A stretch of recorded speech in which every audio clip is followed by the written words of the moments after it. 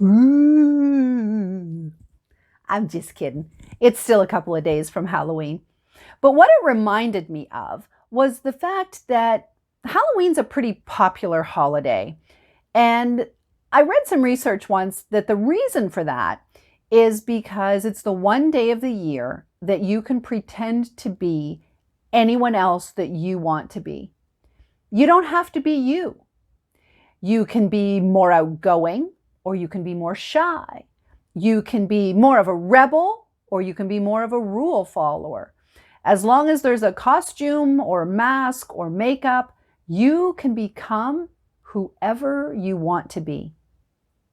Well, many of you know that I do like to tell stories and to perform on stage. And I have to admit that that is one of the things that really appeals to me, is that I get to try on different characters. I get to pretend to be other people than who I am. And it's a wonderful opportunity to explore. What would it be like if I was more brave? Or what would it be like if I found myself in the middle of a war? Or I wonder how I would handle it if I was diagnosed with a disease. Or sometimes I play characters that are a little bit younger than I am, and it's a reminder of that energy and that enthusiasm that I maybe don't have every day right now, but I used to, or I would still like to. And so one of the gifts that drama and storytelling and performance gives to me is the opportunity to play a variety of characters. And that's what Halloween can do too. It can give you that opportunity to pretend that you're someone other than you are. And that can be fun for a while. But the important part is to always stay true to who you really are. So when the masks come off and the makeup is removed and the costumes go back in the closet, who's left? How well do you know yourself? How well do you know who your real character is? Basically, how God wired you, how you're to show up in the world, the roles that you are expected to fulfill, not because of human people telling you what to do, but because God designed you very uniquely to fulfill certain roles. I remember a while back, I told you that we would talk at some point about personality traits. And one of the more critical ones, in my opinion, and I work with a lot of people, has to do with introversion and extroversion. And many people think that that's about how you behave. And there's correlation between your behavior and your extroversion, introversion. But that particular designation has to do with where you get your energy. Where do you feel good? Do you feel good with a lot of people, around a lot of other people, where you're getting your energy from external sources, so extroverted? Or are you more a kind of person who gets your energy from internal sources, from thinking and being reflective?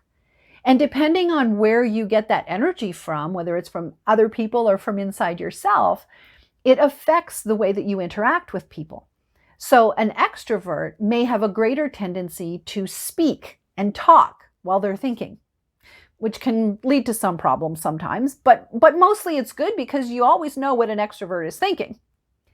If you tend to get your energy from inside or more of an internal source, so you're an introvert, you're a little bit quieter in your communication and you may actually prefer to write than to speak. And you think before you talk. And so some people might think that you're a little harder to get to know because you don't share as willingly, verbally, as an extrovert might. If you're working in a group at work or at school, you might find that the extroverts take on that role of leader or spokesperson, where if you're an introvert, you may kind of hang back. And the extroverts think that you don't care, which in fact is not true. You just communicate very differently. And so I want to remind you that God designed you specifically in certain ways. And when we choose our friends or our significant boyfriends and girlfriends, sometimes we choose those people because they're so different from us. And that can be super exciting and really fun for a while. But then you can get to the point where it might be a little bit irritating, or you might get bothered by your extroverted boyfriend or girlfriend who always wants to go out, and you kind of want to stay home and be more quiet. And so, you may have an opportunity if you celebrate Halloween or you want to do something as someone else to try on what it would feel like to be more extroverted or more introverted. And what might happen is you come to a new appreciation and a new realization that God designed you with a very specific purpose in mind, utilizing the skills and the talents and the way that you get your energy specifically for you and for what you're to do in the world. So put on a mask, remember to take it off. Put on that elaborate makeup and remember to take it off. Put on that exquisite costume that you were taking hours and hours to design, and then remember to take it off. Because you without a mask, you without makeup, and you without a costume is the real you. And that is who God most wants you to be. Thanks and have a great week.